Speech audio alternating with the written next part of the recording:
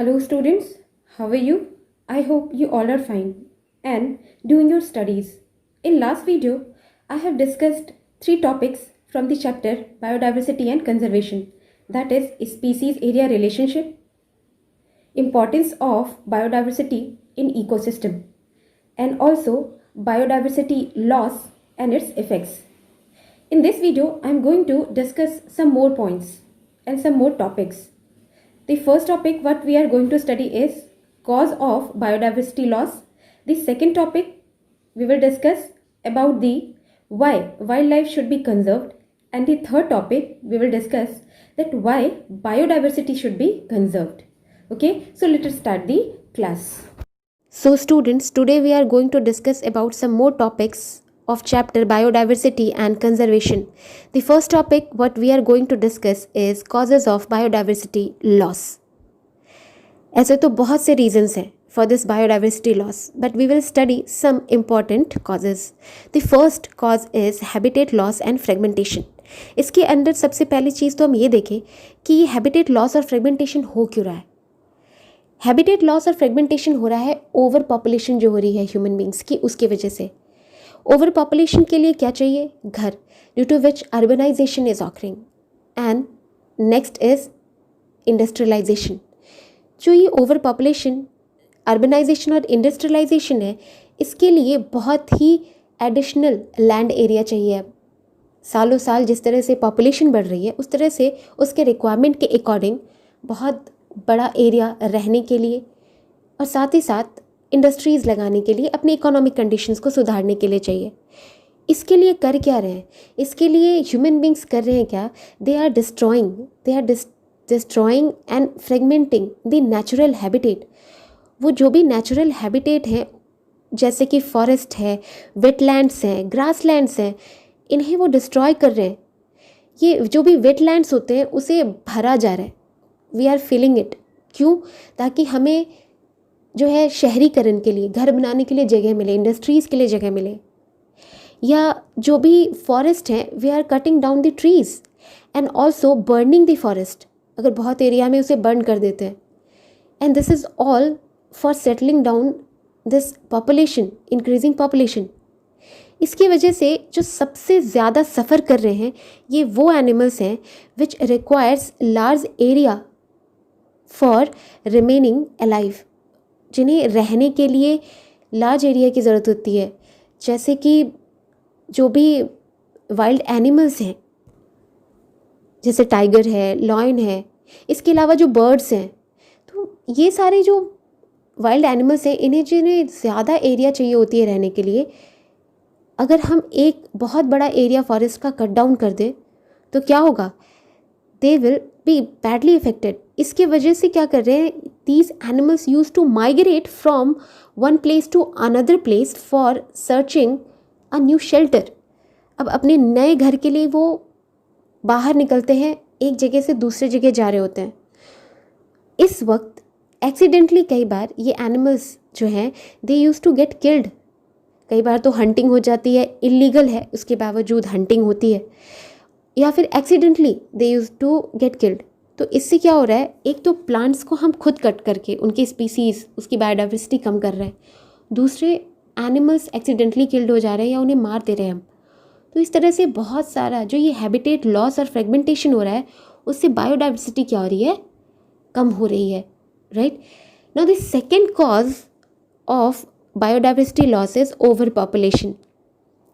As we know, first point में ही मैंने बताया, जो एक्सेसिव इंक्रीज हो रही है ह्यूमन पॉपुलेशन की, ये क्या कर रहे हैं? They are over exploiting the plant and animal species.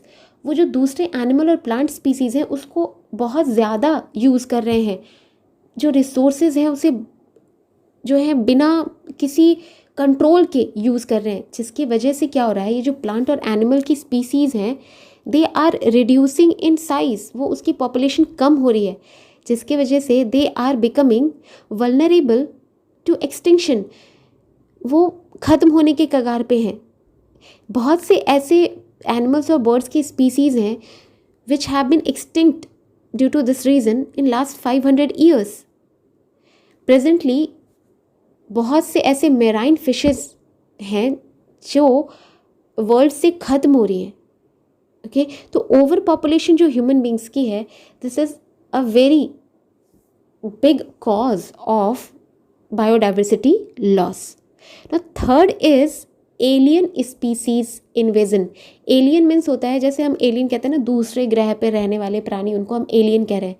तो किसी पर्टिकुलर एरिया के जो, अगर हम बात करें फॉरेस्ट की, अगर वहाँ पर जो प्लांट्स और एनिमल्स रहते हैं, वो प्लांट्स और एनिमल्स जो हैं वो वहाँ के नेटिव हैं, मीन्स वहीं के रहने वाले हैं, वहीं के प्लांट्स एंड एनिमल्स हैं।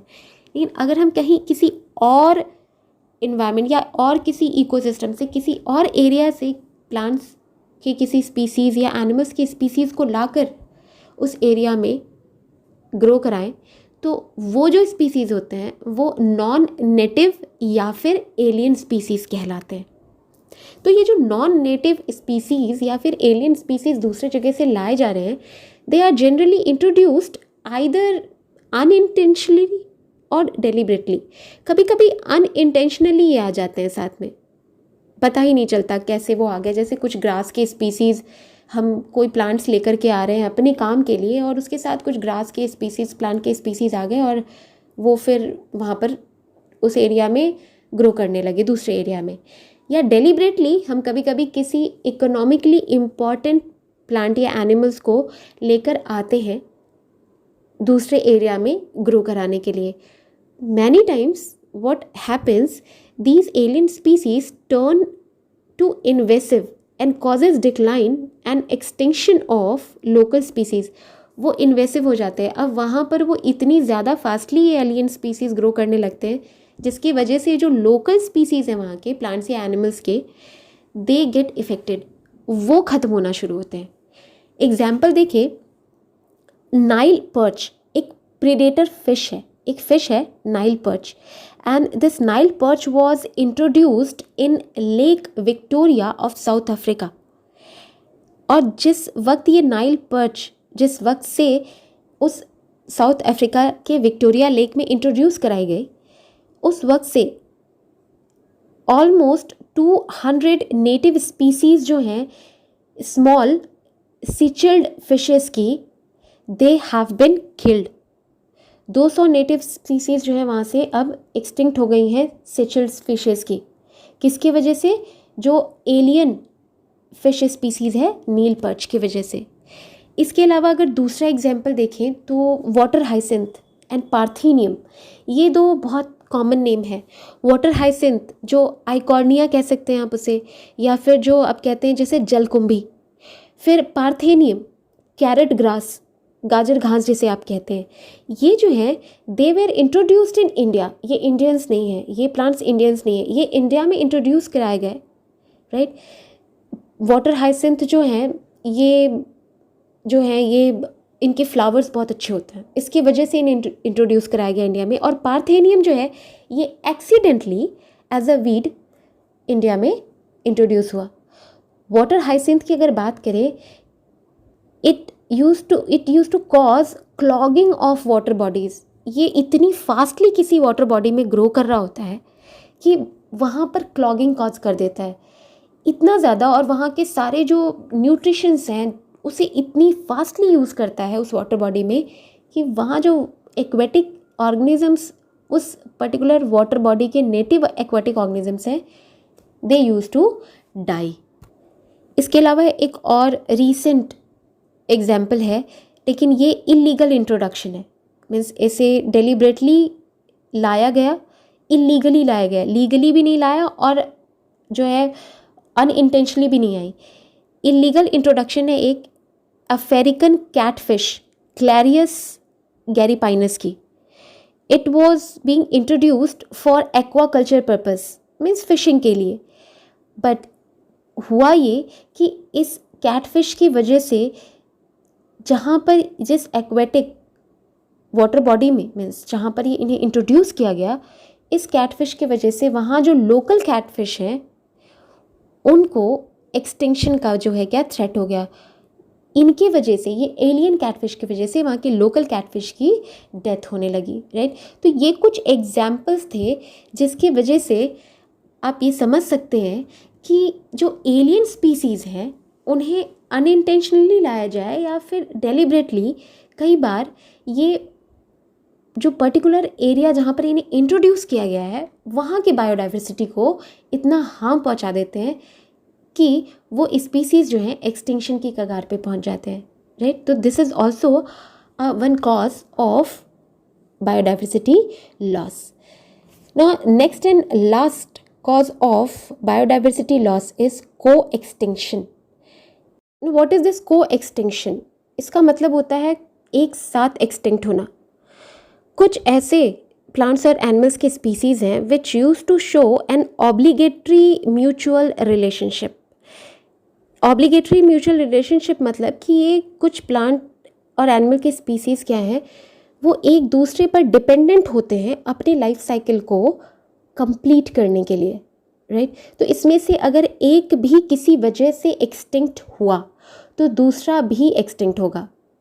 जैसे कि फिग ट्री और वैस्प की हमने एक एग्जाम्पल देखी म्यूचुअलिज्म में कि फिग ट्री जो है उसका पॉलिनेशन वैस्प से ही हो सकता है और वैस्प जो है वो उसे अपनी एग जो ले करनी होती है वो फिग ट्री के फ्रूट्स के अंदर ही एग ले कर रही होती है।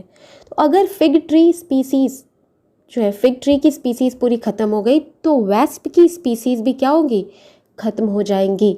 या फिर अगर वैस्प की स्पीसीज़ जो हैं किसी भी रीज़न से उनका लॉस हुआ, वो ख़त्म हुए, वो उनका एक्सटिंक्शन हुआ, तो फिग ट्री की स्पीसीज़ भी क्या होगी, they will also get loss. Means वो क्या होंगे, वो भी एक्सटिंक्ट हो जाएंगे। मीन्स को एक्सटिंक्शन में क्या है, अगर एक स्पीसीज़ जो है उसकी एक्सटिंक्शन हुई तो automatically it will cause the extinction of the other. ऐसे ही कुछ फिशेज़ हैं, अगर एक फिश है, कोई फिश है और उस पर बहुत से पैरासाइट्स जो हैं स्पीसीज़ डिपेंड कर रही हैं, तो अगर किसी भी वजह से that host fish will extinct, then all the parasites which are exclusively found on that fish only will become extinct. So this is all 4 reasons for the loss of biodiversity. अब next topic देखें, reason of wildlife conservation, right। अब यहाँ हम जो कह रहे हैं biodiversity बहुत इम्पॉर्टेंट है, वाइल्ड लाइफ बहुत इम्पॉर्टेंट है, तो क्या ऐसे बेसिकली क्या ऐसे रीजंस हैं जिसकी वजह से ये वाइल्ड लाइफ का कंजर्वेशन बहुत ज़रूरी है। कंजर्वेशन मीन्स बचा के रखना। क्यों उसे बचा कर रखना इतना ज़रूरी है? बहुत से रीजंस हैं जिसमें से हम कुछ रीजंस पढ़ेंगे। जैसे कि फर्स्ट रीज़न है for maintaining the balance of nature. एक नेचर में एक बैलेंस है, इकोसिस्टम में एक बैलेंस है, राइट, जिसकी वजह से जो लिविंग ऑर्गेनिजम्स हैं वो इक्विलिब्रियम में रहते हैं। फॉर एग्जाम्पल हम देखें फूड वेब या फिर फूड चेन। अब फूड वेब क्या है, it is an interlocking system of food chain. बहुत सारे फूड चेन का इंटरलॉकिंग सिस्टम है, एक नेटवर्क है। अब इस फूड वेब में से किसी एक स्पीसीज़, वाइल्ड लाइफ की स्पीसीज़ अगर कंप्लीटली डिस्ट्रॉय हो जाए और एक्सटिंक्ट हो जाए तो वो पूरा फूड वेब जो है वो डिस्टर्ब होगा। मीन्स उस इकोसिस्टम में जो पूरा बैलेंस है वो बिगड़ जाएगा, राइट। जैसे कि फॉर एग्जांपल हम हर्बीवोर्स की बात करें, वो प्लांट्स को दे आर ईटिंग प्लांट्स, नहीं तो अगर हर्बीवोर्स वो एक्सटिंक्ट हो गए, उस फूड वेब में से हर्बीवोर्स जो है वो एक्सटिंक्ट हो गए, तो होगा क्या, होगा ये कि प्लांट्स जो है उसकी नंबर्स रिक्वायरमेंट से ज़्यादा बढ़ जाएंगी, तो ये भी बैलेंस डिस्टर्ब करेगा इकोसिस्टम का। और जो कार्निवोर्स हैं जो कि उन हर्बीवोर्स को फूड की तरह यूज़ कर रहे थे, they will die and this will also disturb the balance. Balance भी डिस्टर्ब करेगा और बायोडाइवर्सिटी का लॉस भी होगा। So wildlife should be conserved to maintain the balance of nature. Next reason for wildlife conservation is commercial value of wildlife. Commercial value क्या है? Commercial value means it helps in improving the economic condition of country also. कैसे? इसे देखिए कि we have lots of varieties of wildlife, बहुत सारे wildlife है हमारे पास which use to attract foreigners, and for this government has established various national parks and sanctuaries which use to attract tourist, and this is valuable source of foreign exchange. अब tourist जो हैं वो बाहर से आएंगे, they will provide us money, foreign exchange मिलेगा हमें। तो ये जो इसके अलावा जो एनिमल्स हैं, कुछ सरप्लस एनिमल्स हैं which are being exported to foreign zoos and parks also, and this is also a mode of earning for foreign exchange. तो इस तरह से वाइल्ड लाइफ कंजर्वेशन से कुछ इकोनॉमिकल और कमर्शियल जो है फ़ायदा जो हमें हमारी कंट्री को मिलता है, राइट। तो इसकी वजह से भी वाइल्ड लाइफ कंजर्वेशन ज़रूरी है। Third reason of wildlife conservation is biological studies. Now, biological studies means studies related to biology. Our naturalist, geologist and behavior biologist used to study ecology, physiology and behavior of various forms of wildlife in their natural habitat. अब ये जो studies हैं वो wildlife की natural habitat में बहुत ज़्यादा अच्छे से हो सकती है, और ये सारी स्टडीज़ जो हैं हमारी बायोलॉजी में जो भी नॉलेज है उसे इन्हांस कर रही है, उसे बढ़ा रही है। Okay, so for this reason also wild life should be conserved. Next reason for which wild life should be conserved is sports and recreation. Now under sports and recreation अगर हम बात करें तो हंटिंग स्पोर्ट की बात कर रहे हैं, but this sport of hunting is restricted because of the rapidly declining number of animals. Hunting यानी शिकार, जैसे लोग एक शौक या फिर स्पोर्ट की तरह यूज़ करते थे, ये रिस्ट्रिक्ट कर दिया गया है बिकॉज एनिमल्स की जो स्पीसीज़ हैं इसकी वजह से डिक्लाइन हो रही है, कम हो रही है। But good recreations can be provided in the form of camping, trekking and other adventure activities by wildlife centre. Recreations जो कैंपिंग और ट्रैकिंग होती है for fun, it can be provided by wildlife centers, but by taking care that this recreations process, camping and tracking, is not affecting the wildlife or the biodiversity of that area. So this is some reasons for which wildlife conservation is important. Now next topic is conservation of biodiversity. Now this conservation of biodiversity जो है इसे हम 3 topics के अंदर पढ़ते हैं या 3 categories के अंदर पढ़ते हैं। The first is narrowly utilitarian, second is broadly utilitarian and third is ethical. Means biodiversity का जो कंजर्वेशन है वो क्यों करना चाहिए, उसके बहुत से रीजंस हैं, राइट। अभी तो हमने देखा wild life, particularly wild life की कंजर्वेशन के बारे में। बायोडाइवर्सिटी की कंजर्वेशन क्यों करनी चाहिए? अगर हम नैरो बेसिस पे बात करें, जो यूटिलिटी होती है, अगर थोड़ी ब्रॉड ना जाएं, नैरो बेस पे, तो ह्यूमन बींग्स जो हैं, human beings obtain unlimited direct economic benefits from nature. तो नैरो बेसिस पे अगर यूटिलिटी की बात करें, ह्यूमन बींग्स बहुत सारे इकोनॉमिक बेनिफिट्स मिलते हैं नेचर से, जैसे कि फूड। अब ह्यूमन बींग्स को जो है नेचर से फूड मिल रहा है, फायरवुड, फाइबर्स मिल रहे हैं, कंस्ट्रक्शन के लिए मटेरियल्स मिल रहे हैं।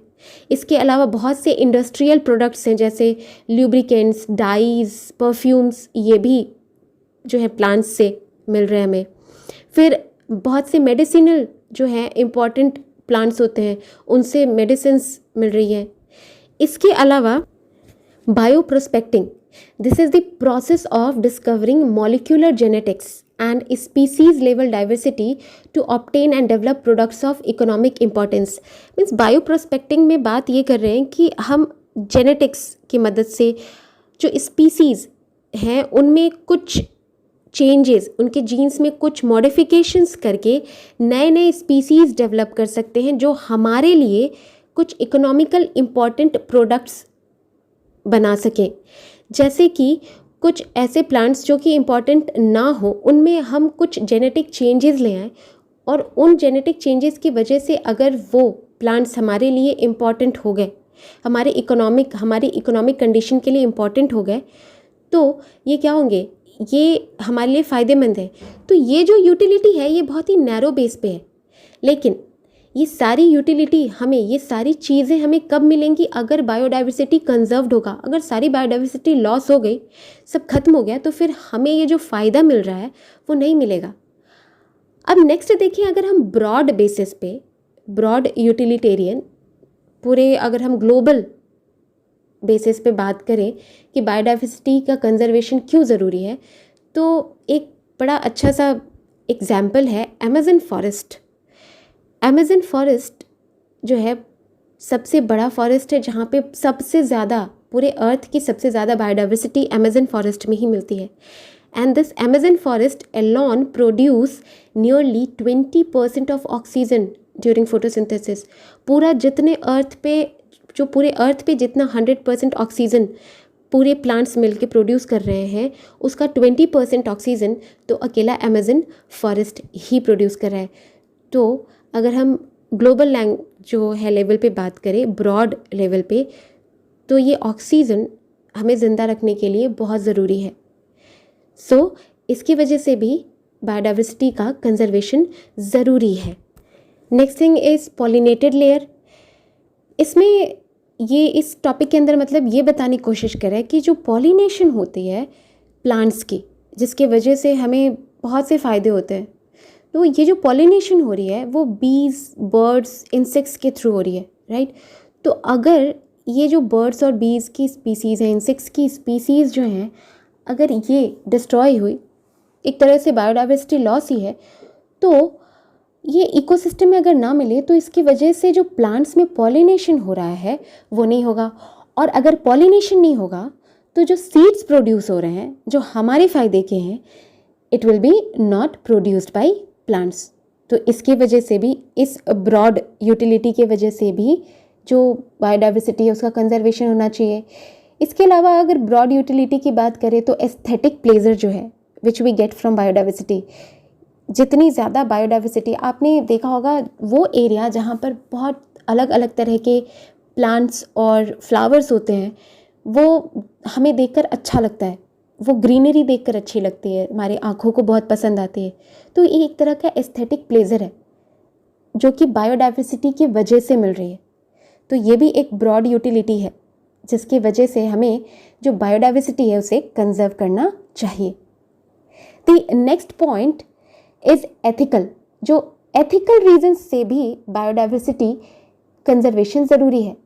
जो ह्यूमंस हैं, दे यूज़ टू शेयर, हम जो ह्यूमंस हैं we use to share existence on earth with other organisms. जो सारे दूसरे ऑर्गेनिजम्स हैं उसके साथ हम अर्थ को शेयर कर रहे हैं, राइट। बहुत सारे प्लांट्स हैं, एनिमल्स हैं, माइक्रो ऑर्गेनिजम्स हैं, राइट। तो ये जो है इनके साथ हम सिर्फ शेयर ही नहीं कर रहे, we are interacting with these organisms and we are taking out some benefit from these organisms. Plants हो चाहे एनिमल्स हो, इनसे बेनिफिट्स भी ले रहे हैं। So it is our ethical responsibility, हमारी रिस्पॉन्सिबिलिटी बनती है दैट वी शुड प्रोटेक्ट